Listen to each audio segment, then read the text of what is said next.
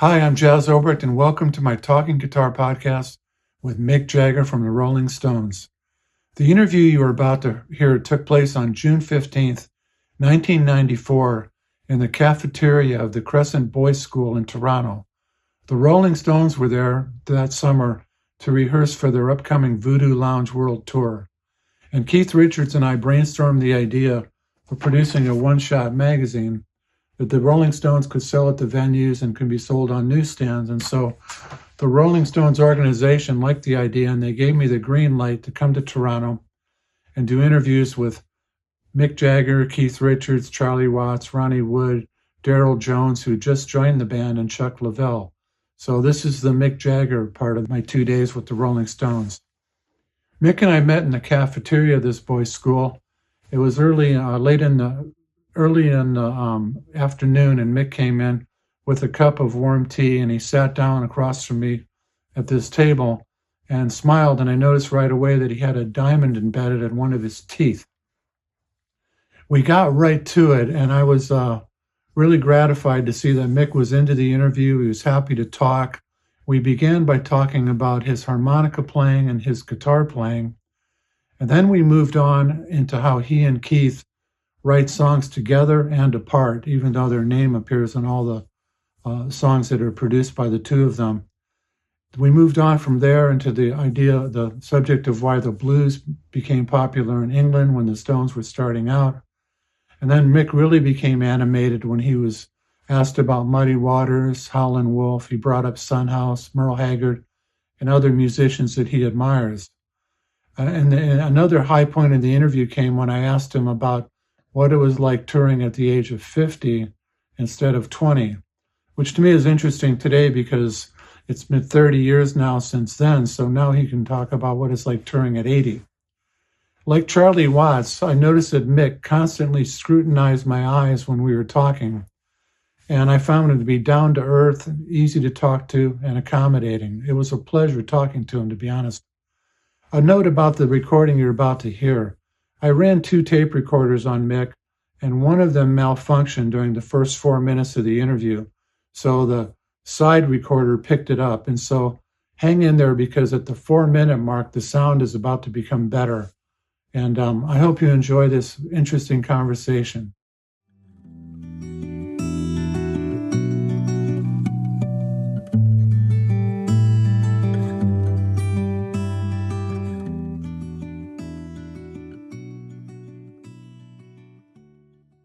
How you doing? Good. It's great hearing you play harmonica again. Oh, thank you.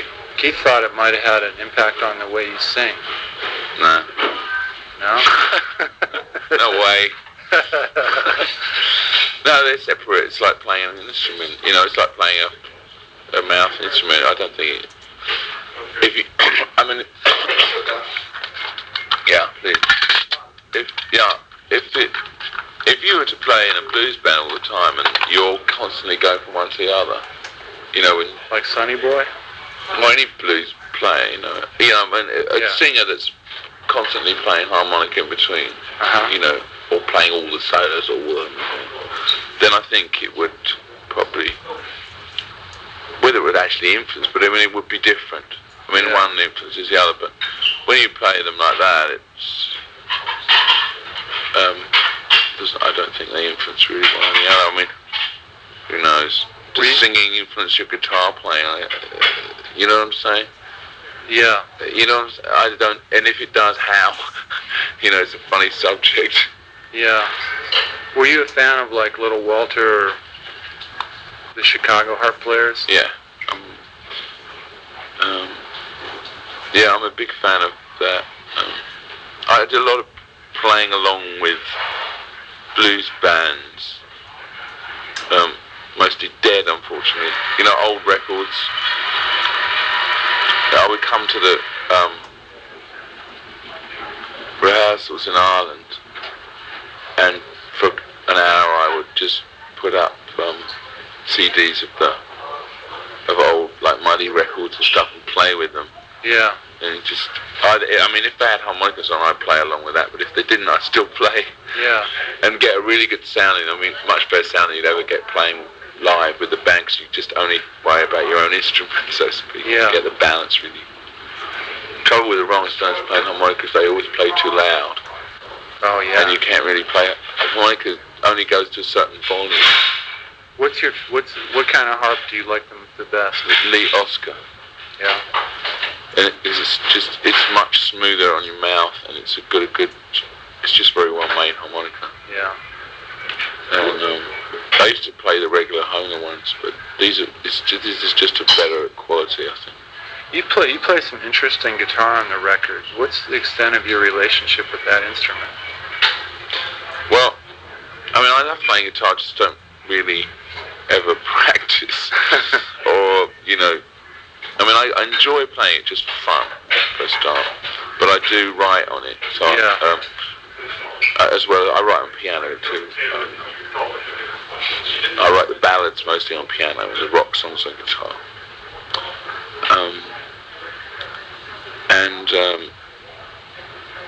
Let me try and think what I play on this record. I Go Wild is, like, I suppose, one I play on most. I mean, I just created it on guitar with Charlie. Really? As a groove, you know, and we had it down before anyone else. I mean, we had more or less the whole song down before. Yeah. We taught it to anyone else. Really? Yeah. Which songs did you write eyeball to eyeball with Keith? None of them. None of them? I don't think. You have to give me a see the list. Sure. I mean, I think that's not completely correct. I mean, when you say eyeball to eyeball, you see, I think that mostly we have, there's an idea first from one person. You don't really sit down. Yeah. And you run. It's on another one. You don't really sit down and say, okay, neither of us have an idea. It's usually say, well, what do you think of this? Or you go out and play something and someone else joins in, or I like that, or how does that go, or can you show me the chords to that? And you don't really sit down and say, oh, this is starting from totally scratch. Yeah. You know, having nothing. Yeah. Normally somebody has. It's not like when you did the last time, where you're locked in a kitchen. Oh. Keith told me that story one time. Yeah, I mean, I don't even remember what happened that time. You said Andrew locked you in a kitchen. Yeah. And said It wasn't the last time. It was. I can remember. Oh. I can remember which song it was. It was a much earlier song than that. So you've had a relationship in a way like Lennon and McCartney, where both bylines would go on whichever songs either produced? Yeah. Is that to save like wear and tear over who did what? Yeah, I think so. I mean, I have other relationships with, like, say, Dave Stewart, who does it a different way. Yeah. Because we don't write as many songs together, but I do write songs with Dave. I wrote one on this new record. So we have like verse, chorus, bridge. If I write the bridge, I only get a third. You know. if I write the lyrics, I get half. You know. If I write the lyrics and the chorus, I get like 2/3 of the song. We have a funny thing like that works out, which is done on a very kind of funny basis. Yeah. But I mean, we've written so many things that otherwise we'd have to say. I mean, I don't think it'd be that problematic, because a lot of things I write now, I write most of the lyrics anyway. Have any songs come to you in their entirety? Yeah. Could you give me an example of something? Out of Tears. Just was there? Yeah, just came in very quickly. Brand New Car. Can you write on demand? Yeah, I wrote the B-side of the single "Love Is Strong." Don was well, you know, we should have the B-sides done this week, or, you know, it was always like, next week got to do the B-sides, next week got to do the B-sides. And when we were there the last night in Dublin, Don said, well, we should really have done the B-sides. And I said, well, I didn't do any B-sides. I didn't write any B-sides. I said, well, can't you just go and write them? And this was like, you know, at the end of the 6 weeks, and I said, Don, I feel like really tired. I do not want to write the B-sides. And he said, well, why can't you just go in the corner of the cafeteria and do them? Can do that. Wow. And I said, okay, I'll try it. So I went and wrote The Storm, and the next one, which is called Jump on Top of Me, and the next one which is called, I forget what I called it in the end. The next one which is called Drive something, I don't know, Ride All Night or something, I can't remember, I changed it. Anyway, I wrote the three of them in one go and then walked in the room and just sat down and played them. And we did them all in one take. Really? So they were written and played all in one take. So that's writing on demand. And then I finished the lyrics off, later. Keith said when you first got together, your original mission was to expose kids in England to American blues music. Yeah.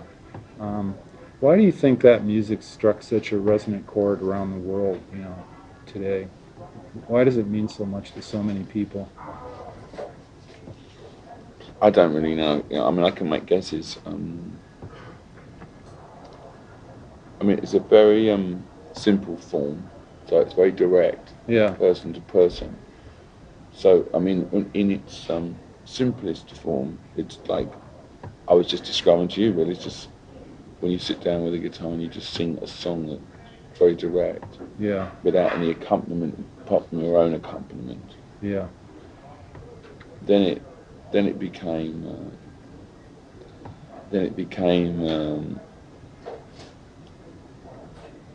when it became urbanized, or even in the country, it was accompanied. I mean, there were duets, harmonicas, and sometimes drums and things. But when it became a small group, it started to lose a little bit of the directness, but it was still very, very direct. And it became more danceable. I think that was an element. It was a move. Had two things going, really. It had the emotional thing of bad times and broken hearts, which everyone could understand. Yeah. And it had the upbeat thing of the dance, of moving. It was a moving, dancing music. Yeah. And as far as white people were concerned, it was interesting to them, especially white sort of suburban kids, which is really what rock music appeals to. Yeah. Because it was a underclass music. It was music from an underclass that they had no experience of. Yeah. Or in fact, it didn't even exist by the time they got to it anyway. Almost, it was disappearing. That culture was on the way out anyway. So it had a certain appeal that rap music would have to middle class children. What were your impressions when you met Muddy Waters? I thought he was quite cultured and intelligent and understood a lot about life or music generally. That's not to say that lots of other people don't, but I thought he was obviously a really intelligent person and a very generous kind of. I'm sorry? It sounds like I'm just building him up, but I thought he was different from a lot of other blues singers I've met. Insofar that he was broader, with a broader outlook. What were your impressions of Willie Dixon? He was like a song hustler a lot with me. You know what I mean? Now I remember. I mean, I don't remember. I mean, I think he was a great bass player and so on. Yeah. And I always knew him for that. And as a writer, but he always had a sheaf of songs he was trying to sell you in his briefcase. And really? rather foolishly, I didn't used to take too much notice of them. Yeah. And of course, these songs, when you're peddling a song like that, they never sound very good when you're peddling an old one would, as if you listen to Howlin Wolf doing, Wang Dang Doodle or something on a record. Oh, sure. Different things. So if Willie Dixon did that, we're gonna pitch away. You think, oh fuck, and I don't want to do that one, But probably they were quite good, really. But I don't know. I've got to remember which ones they were. Yeah. You always had them though. What about Howlin Wolf? Well, I only met Howlin. Well, I met Howlin Wolf on that show we did. Shindig? Yeah, that one, which is where he was. Well, he introduced me to Son House. Oh, you met Son. Yeah. Wow. He was in the audience at the Shindig show. Son House. Yeah. Jeez. I've told this story before, but anyway, Howlin Wolf said to me, I want you to come meet somebody. And I said to him, who? And he said, I'd tell you in a minute. And so we went up in the audience, walked up to all these children, right? And he said, this is Son House, and there was this guy sitting in the audience with all these kids wearing denim overalls before it was fashionable to wear denim overalls. Oh, yeah. And he said, this is Son House, and Son House did the original Little Red Rooster. I don't know what he's talking about, really. I'd never heard of Son House, and because he was pretty recherche at the time. He became like a bit more known after this. Right. And he said, you shouldn't worry about doing the Little Red Rooster because I wasn't the first person to do it anyway. Something like that. It was very, very nice and gentlemanly about it. And then I met Howlin Wolf after that when we did these London Sessions album with Eric and whoever else was on that. Elton John, I don't know. Charlie was on there. Yeah. Yeah. I played harmonica, but I don't think they used the track that I was playing on the end. But Howlin Wolf was a bit ill by then, and we all forced him to drink beer, which he promptly threw up all over everybody. But he was playing good. Huh. I thought he played good, nice guitar. I've never heard him play guitar before. There's a part of your vocal style that ain't London and it ain't Chicago, and the nearest I can think of is Bakersfield or something. Where does that come from? I'm very country influenced from quite young. I mean, lots Merle of, Haggard or? Yeah, Merle Haggard, Johnny Cash, George Jones, so on. I mean, I heard those people really before I heard blues. You know. They were all very popular, even Jim Reeves, you know, all the Everly Brothers. So those kind of pop country were very popular in England. Yeah. Used to come along and play a lot on TV. Their records would be around. You have even a credible accent when you do it. It's interesting. Yeah, I have all kinds of accents I do. for different songs. You know, I have a different accent for Faraway Eyes than I do for Love Is Strong. Yeah. What did was working with Don Was similar to working with Jimmy Miller, in as much as they were both musicians and would have that perspective? Yeah, I think in some ways they were similar. I think they both have eyes for a good song, ears for a good song, I should say. Jimmy was a drummer, you see, so he's much more into the drum grooves than Don. Yeah. Don was more into arrangements than drum grooves. Jimmy was really into the beat and, you know, the percussion and, you know, who's really into all that. Yeah. It shows on some of those records, I think. Was some of the instrumentation his ideas? Don? Yeah. Yeah, oh yeah. I mean, a lot of it was ours, but he would... That's hard to remember, really. Yeah, it would be. Did a lot of the arrangements come down in the studio, or were they worked out beforehand? A lot were worked out before, but we would improvise them also in the studio. We would change them. I asked Keith if the two of you got things done when you were writing together on stuff or working things out. If it was important to have a spirit of friendship among the two of you, and he said that the working on the songs actually created a spirit of friendship, and that's.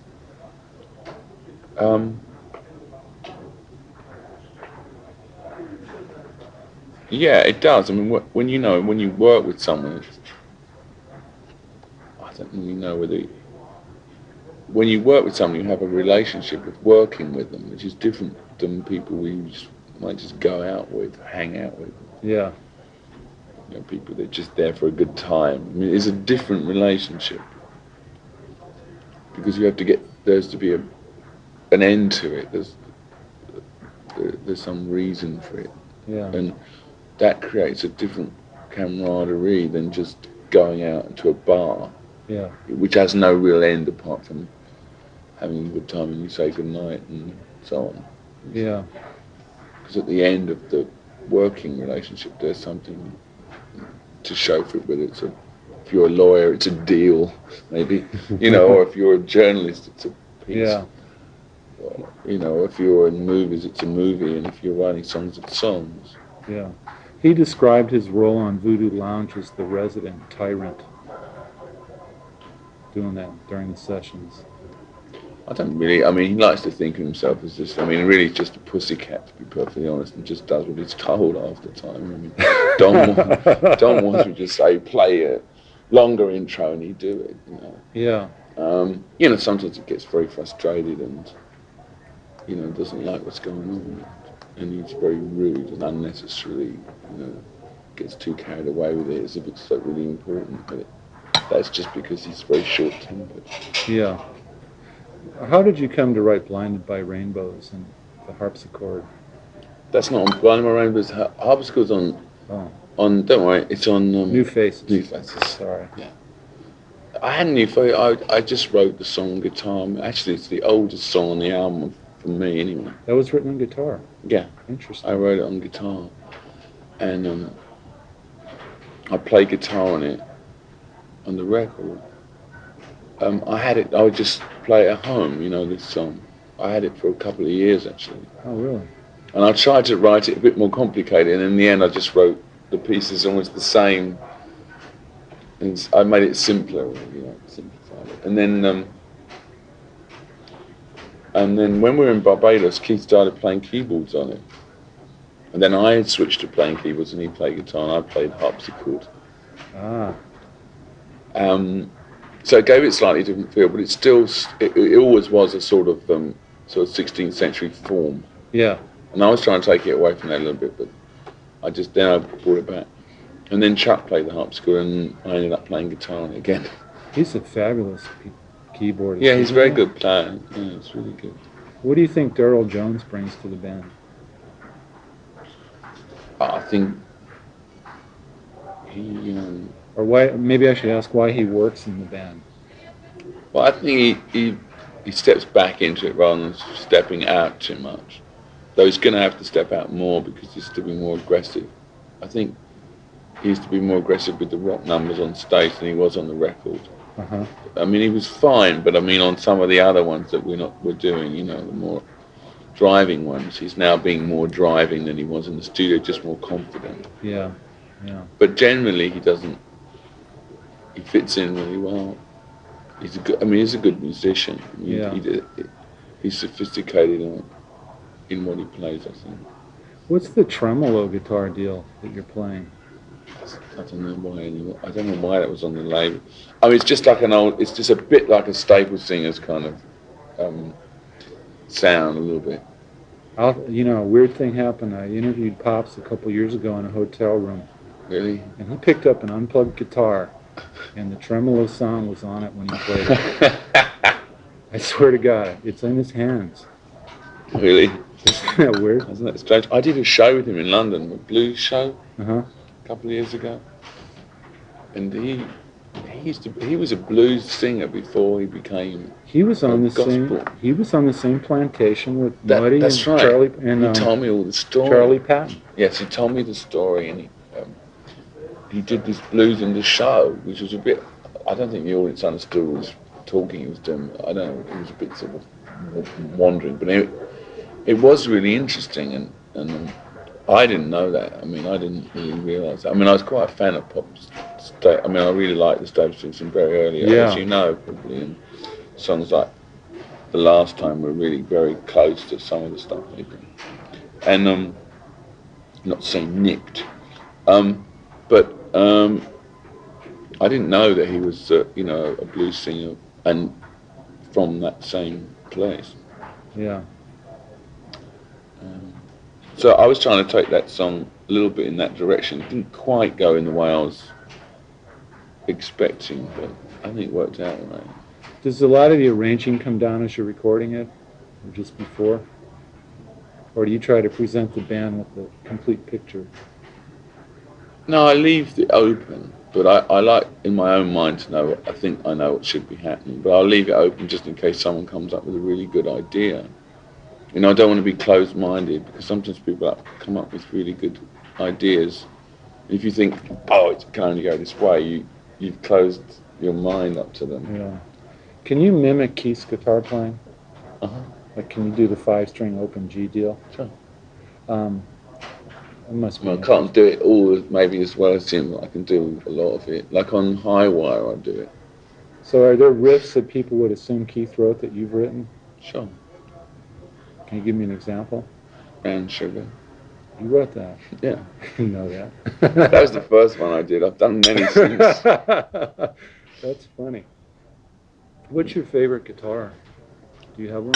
No, I don't really. You don't care about that. I mean, I do care, but I'm not a great sort of connoisseur of guitars. Yeah. And I have so many. There's so many in the Rolling Stones sort of rack that I just go in and choose one, and usually they sound alright. And if they don't, I usually find one that Keith's played. Or, I mean, I have some Strats. I have some nice Gibsons. I have these Hamer imitation Les Pauls, which sound pretty good for sort of bass sounds. Yeah. And I'm playing on Brand New Car, on the live version of Brand New Car, which has got much warmer bass response, a bit like a Les Paul. Yeah. But not as heavy.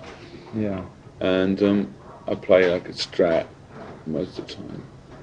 I play any old thing. The 5-string, I have an old Kramer that I played on the last tour. Yeah. Playing 5-string that I play on I Go Wild, and sad, things like that. Have you ever found an instance where the tone you were getting inspired a song? Nope. I mean, it does occasionally. You know, you get a really good feeling. You know, on I Go Wild, I can't remember what I was playing this Kramer, this red Kramer, and it really did sound amazingly chunky and funky, and it gave me a really nasty vibe to write the song. Yeah. But normally, it's good to have a good. I mean, it will help you. You know, the sound will help you, and the instrument. Obviously, and the tuning and so on. And if you're stuck in the middle of nowhere in an acoustic guitar, you tend not to write songs like I Go Wild. You'll write Blinded by Rainbows. Do you have a favorite vocal mic? On stage? No, in the studio. In the studio? No, I tried a whole bunch on this record of different ones. We had some very old-fashioned 30s ones. The one, I can't remember what it's called, with the chords in the middle. Yeah. I use that sometimes. I used a lot of hand mics from Sennheisers. Yeah. Different things for different, different songs. I mean, on Out of Tears, it was like I can't remember which mic, but it was a very kind of responsive, good quality microphone. Whereas on You Got Me Rockin', I used like a handheld Sennheiser or something. So I use a good variety of mics. Yeah. What are your observations on touring at 50 instead of 20? I asked Keith and he said it's better. He enjoys it more. Much more difficult. No? Much more difficult. Why is that? It's just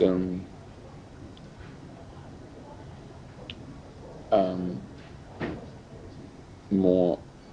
I mean, it's physically more difficult because you're not 20. You know, you're going to get more tired and you get more injuries.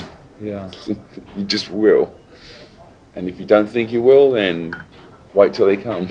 Have you had to face the fear of people the way Bowie did, where he was afraid to perform for a while? Because No, I'm not afraid to perform. I'm happy performing.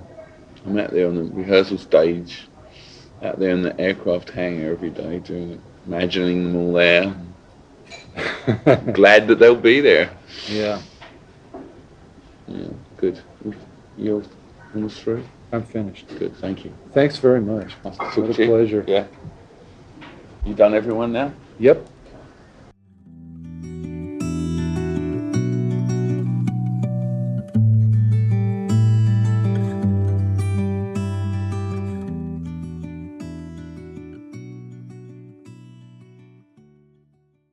Hi, this concludes my interview with Mick Jagger. I hope you enjoyed it, and you'll check out some of the other interviews from this period I spent in Toronto during the rehearsals for the Voodoo Lounge tour. I'd like to thank a few people for this. First, I'd like to thank Keith because he's the one that made the whole thing come together. I want to thank Max Crace for letting us use the beautiful shot of Mick Jagger that appears in the body of this YouTube video. And I want to thank my producer and friend Nick Hunt for putting together the video and the YouTube piece. I also want to thank the good folks at the Southern Folklife Collection. And this podcast is copyright 2024 by Jazz Obrecht, all rights reserved. Thanks for listening, and please do check out the other things that we have on the Talking Guitar website.